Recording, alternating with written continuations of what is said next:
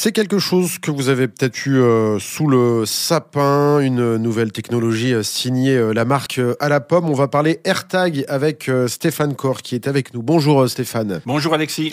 Déjà les AirTags pour les novices que nous sommes, qu'est-ce que c'est ? Alors c'est un petit dispositif de suivi qui a été développé par la maison Apple. Et puis c'est un peu, on peut l'attacher à des sacs à dos, à des bagages, à plein d'articles.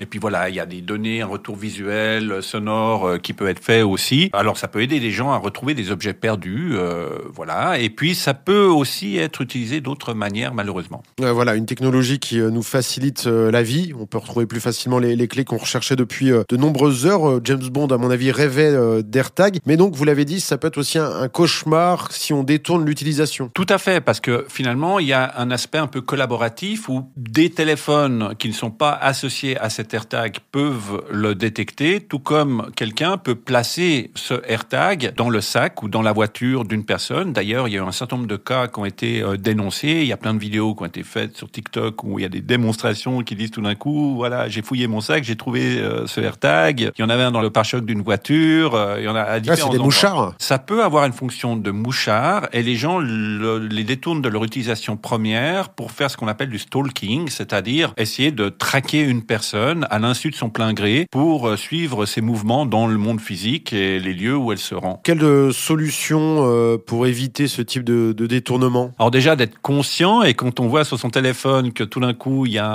un objet inconnu qui est détecté dans un environnement proche, réagir. On peut identifier le numéro de série d'un AirTag, c'est tout ce qu'on appelle la communication NFC. Donc sur son téléphone, on a une lecture NFC et si on approche son téléphone de l'AirTag, il y a un lien qui va s'ouvrir, normalement un lien internet qui sera communiqué sur lequel on peut accéder à une page qui va nous donner le numéro de série. Donc il faut aussi informer les autorités si on a tout d'un coup un de ces objets avec nous alors que finalement on n'en est pas le détenteur légitime.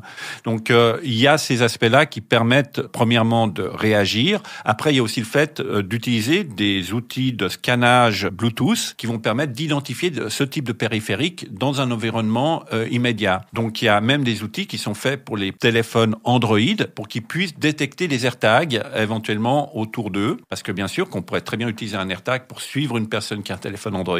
Cette personne s'en rendra encore moins compte. Alors on a l'impression que c'est un problème qui est peut-être éloigné de nous, mais vous l'avez dit, ce sont des cas de plus en plus nombreux, beaucoup de témoignages sur les réseaux sociaux. Oui, alors ces cas augmentent bien sûr, donc c'est bien de connaître les appareils qu'on utilise et ça c'est primordial aussi. Puis d'un autre côté, il y a aussi le fait, par exemple avec le produit d'Apple, qu'on augmente le nombre de données sur la géolocalisation, donc on densifie ces données par rapport à nos déplacements. Et ce qui fait que Apple est de plus encore en mesure de cartographier nos déplacements qu'auparavant, alors que Apple communique beaucoup sur la protection de notre sphère privée. Donc être vigilant et conscient. Vigilant, conscient, bien comprendre les outils qu'on utilise, bien s'informer, même si c'est rébarbatif, souvent. Il y a plein d'informations sur Internet, sur YouTube et autres. Ne pas hésiter à poser des questions dans son entourage, aux gens qui vous les vendent aussi. De cette manière, on sera peut-être un peu mieux protégé des autres et de soi-même parfois. Alors on continuera avec vous, Stéphane, d'aborder le sujet des objets connectés. On va voir les objets connectés dans différents domaines de notre vie. En tout cas, là, on vous remercie aujourd'hui. Merci.